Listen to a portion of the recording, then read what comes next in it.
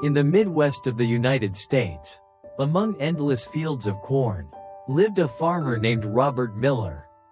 He was a man in his 50s, strong, gentle, and deeply rooted in the land he called home.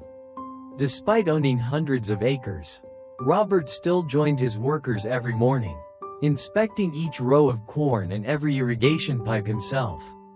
"Boss, you don't have to do this anymore," said Tom, his farm manager. "You could rest. We'll take care of everything." Robert simply smiled. "If I don't touch the soil with my own hands," he said, "I feel like I lose a part of myself." After many years, his only son, Ethan, returned home after graduating from a university in California. He carried a laptop, a small suitcase, and the firm belief that he was destined for something bigger in the city. That afternoon, father and son sat together on the porch, watching the sun set over the golden fields. Robert spoke with pride. "Starting tomorrow, you'll come to the fields with me. I'll teach you how to read the weather, pick the right seeds, and care for the soil. Someday, you'll take over this farm." Ethan stayed silent for a long time, then said softly, "Dad, I truly respect what you do, but farming doesn't make much profit anymore. One season the prices fall. Another season there's drought or storms. Everything is risky, unstable. I don't want my life to depend on the mercy of the weather." Robert froze, his expression still. Then he smiled gently. "Then go, son. Find a job that has no risks, no hardships. When you find it, I'll be the first to congratulate you." Ethan was surprised, but also relieved. The next morning, he left the farm and boarded a bus bound for the city. Ethan landed an internship at a tech startup in San Francisco, a place where glass towers gleamed under the sun and people measured success by growth charts. At first, he was dazzled by how fast everything moved: meetings, deadlines, profit graphs, and young colleagues buzzing with energy. He thought, "This is my world." But a few months later, when a financial crisis hit, the company began cutting staff. His boss, Mark, a man with dark circles under his eyes from sleepless nights, confided in him. "Business is just another form of gambling. One wrong move, and everything collapses. I haven't had a peaceful night's sleep in 3 years." For the first time, Ethan realized that even dream jobs came with their own uncertainty. Refusing to give up, Ethan moved to Washington, D.C., hoping to find stability in a government job. There, he met Lisa, a smart, dedicated woman who worked tirelessly among piles of documents. In the beginning, Ethan thought this job was exactly what his father meant by stable.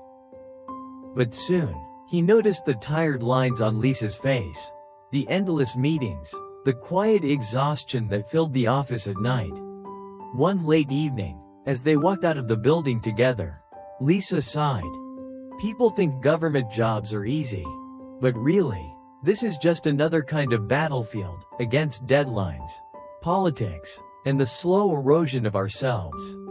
Ethan said nothing. His father's words echoed in his mind. Find a job without hardship. Now he understood, there was no such thing. One morning, Ethan decided to return home. As the bus rolled through the hills, the wide cornfields came into view, stretching endlessly beneath the open sky. His father was fixing an old harvester when he saw his son step down from the bus. Without a word of reproach, Robert simply smiled. "Back home, son?" They sat together on the porch again. Ethan told him everything: the failed startup, the exhausting government job, the people who seemed successful but lived in quiet anxiety. Robert listened and nodded, his eyes warm and kind. "There's no perfect job, Ethan," he said. "The real question is, what makes you feel alive each morning when you wake up?" Ethan bowed his head, voice low. "I understand now, Dad. I want to try again, but in my own way." From that day on, Ethan began introducing technology to the farm. drones for monitoring crops, sensors for soil moisture, and apps that analyzed weather patterns. At first, Tom and Robert were skeptical, but soon, they were amazed. The yields doubled, costs dropped, golden corn once again swayed under the vast blue sky. The Miller farm became a model of smart agriculture. A local newspaper read a headline: "Young innovator brings technology to the countryside, connecting tradition with the future." One afternoon, Robert watched his son controlling a drone over the fields, the sunlight painting his face in gold. His eyes glowed brighter than the setting sun. "You found your path, son," he said quietly. Ethan smiled, replying, "I'm only replanting what you once sowed, but this time, with the seeds of a new era." On a bright spring morning, father and son stood on the porch, looking out over a sea of young green corn. The sunlight glimmered on dewdrops like tiny jewels. Amid that peaceful landscape, Ethan felt something sprouting deep within his heart. Not just the seeds of corn, but the seeds of faith, continuity, and the true meaning of work. The story is not only about farming, but also about the journey to find true meaning in work and in life. Ethan left home searching for a job that was safe and stable, only to realize that no path is free of risk. There are only paths that make life meaningful. Through the two generations, the father rooted in the soil and the son embracing technology, the story delivers a message of inheritance and innovation.